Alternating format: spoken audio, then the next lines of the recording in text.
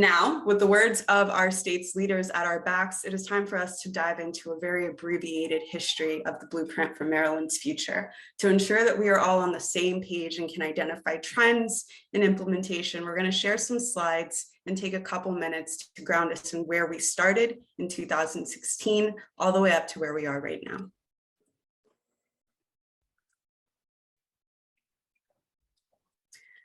All right. Let's start with 2016.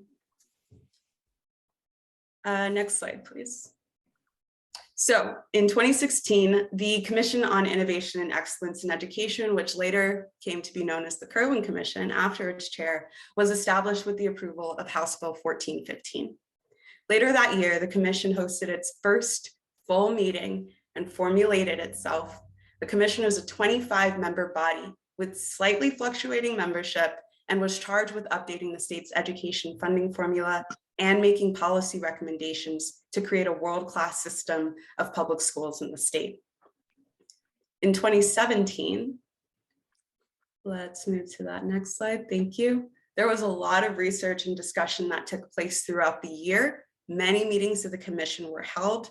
However, they were meetings with experts in the field who were briefing members of the commission on what best practices looked like in other nations, as well as in other states across the US.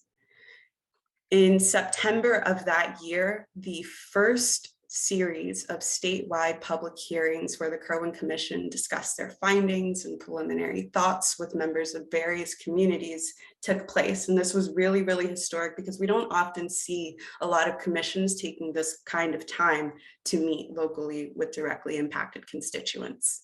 Let's move on to 2018. That year, the commission presented its preliminary findings and work to members of the General Assembly very early. Later that spring, they then broke out into policy working groups, which eventually became the first 4 pillars of the blueprint: early childhood education policies, high quality and diverse teachers and school leaders policies, new college and career readiness pathways, and policies to ensure more resources for all students to succeed were priorities of the commission.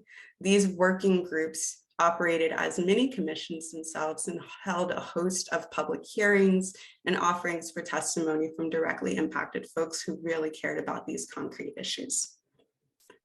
Let's keep going. In 2019, the commission worked in full on the final pillar of their recommendations for strong governance and accountability systems, and then finally presented those proposals to members of the General Assembly.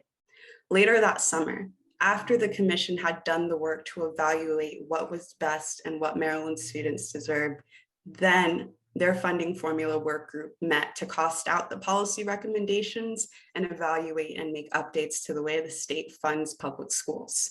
A final hearing was held towards the end of that year, and I recall myself being in that really packed House Appropriations Committee room. I think a lot of you on the call have that experience of being there as well. And it's worth noting that at this hearing, this random commission on policy issues at the state level, there were over 120 pages of written testimony alone. So the investment in the work of the commission had clearly grown across the state by this time, due in no small part to the work that Strong Schools Maryland and our partners across the state were doing with our supporters. Let's move on. So it is really, really worth emphasizing for you all how big of a year 2019 was for public education in the state of Maryland, and particularly in the political sphere. So in addition to the work going on with the Kirwan Commission, there was a lot of youth advocacy. We got Speaker Jones actually elected that year as well. President Ferguson was meeting with team leaders. Return on investment studies were coming out. Community forums were being held in every jurisdiction in the state. It really was a vibrant time. And that's why when we move on to 2020, we walked into the year already knowing that it was going to be a historic one because we were fighting so hard to pass the blueprint. What we didn't realize, of course, was that it would be even more historic by March, when the legislature, due to the leadership's prioritization of students in schools, recognizing the consequences of the pandemic on wraparound services, student-centered supports, and the availability of supports for families overall, that's when the leadership made the decision to stay long enough to pass the blueprint, which was then House Bill 1300, before they adjourned early, what we call sine die, for the first time since the Civil War. However, later that spring, the governor vetoed the blueprint, citing the pandemic's unknown effect on the economy. We did end that year with more than a $500 million budget surplus. And so it absolutely made sense that the Kirwan Commission's report was released at the end of that year, and 2021 really began with a bang. So let's move on to the next slide. 1 year ago today, the General Assembly overrode the governor's veto of the blueprint.